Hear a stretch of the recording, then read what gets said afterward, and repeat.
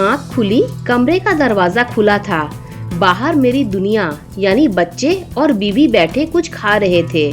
उन्हें देखकर आधी बीमारी जाती महसूस हुई। मैंने मुस्कुरा के उन्हें देखा। प्यास लगी थी।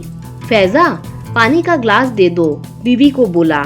बच्चे बहुत तंग कर रहे हैं, बस 2 मिनट, वह बोली। बेचारी सारा दिन काम करती है, लिहाजा वालिदा को आवाज दी। वह किचन से बोली, बेटा आटा गूंथ रही हूँ, 10 मिनट रुक जाओ। घर में एक और औरत भी थी, मेरी बहन, पर उससे कोई बात नहीं करता। मेरी जरूरतें पूरी नहीं करते।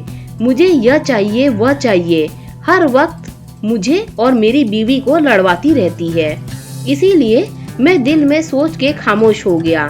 साथ ही वालिद कमरे में आए, 2000 रुपए ले गए। नाश्ते व खाने के लिए कुछ देर में वापस आए। फल, दूध, अंडे, ब्रेड, काफी कुछ लाए। इसी लम्हे मैं किचन में गया। मेरी बीवी ने फल काट के खुद भी खाया, एक अब्बू को भी काट कर दिया। कोई 2 साल बाद तकरीबन मैं किचन में गया आज।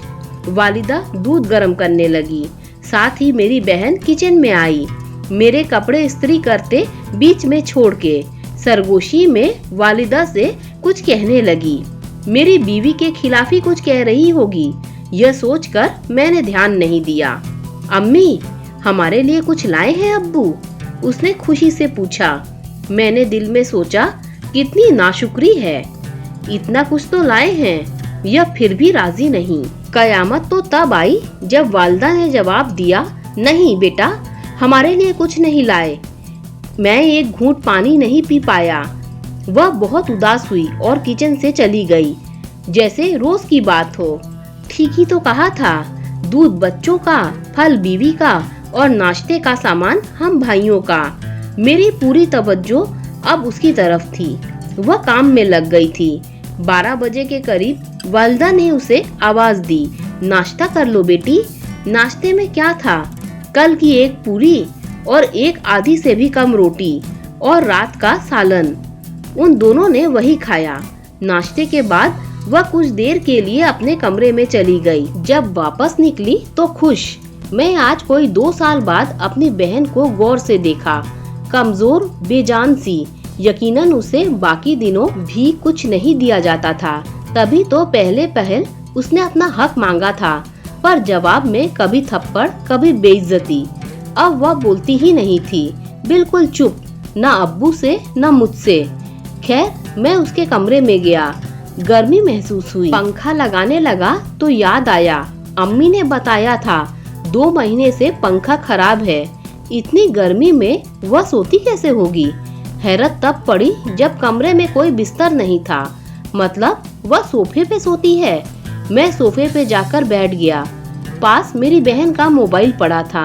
मैंने उठाया। काफी सहेलियों के मैसेज थे। एक नंबर ऐसा था जिसपे 1800 से ज्यादा मैसेज भेजे और मौसूल किए गए थे।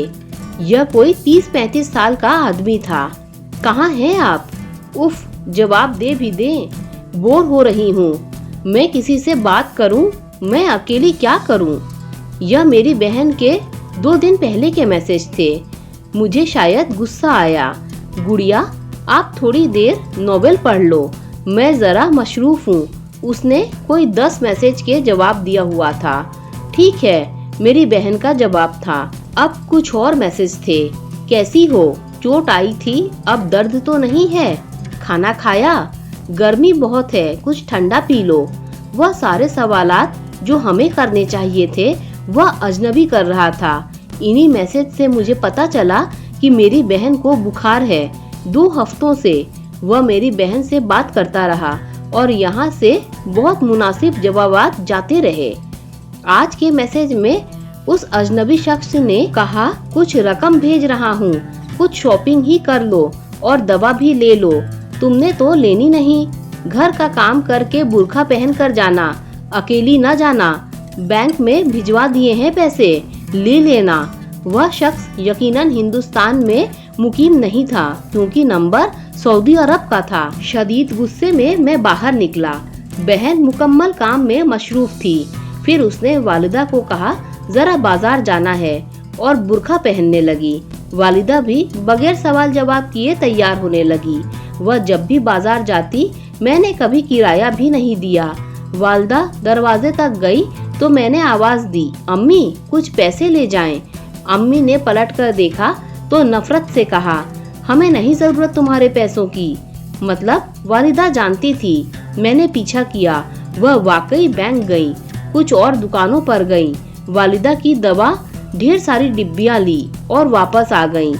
मैं यह नहीं कहता कि हमेशा बीवी गलत होती है या बहन, मगर अगर उसे घर से तवज्जो मिलती वह किसी गैर से क्यों मिन्नतें करती कि बात कर लो। बीवी को हम हर माह मुअक्कुल खर्च देते हैं तो बहन को क्यों नहीं। बीवी को प्यार से देखते हैं, बहन को क्यों नहीं।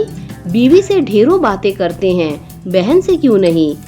इंसान को एक राह नजर नहीं आती तो वह दूसरी तलाश करता है और यह उसकी फितरत है। दोस्तों, अगर कहानी अच्छी लगी हो तो लाइक शेयर सब्सक्राइब कीजिए। Thanks for watching this video.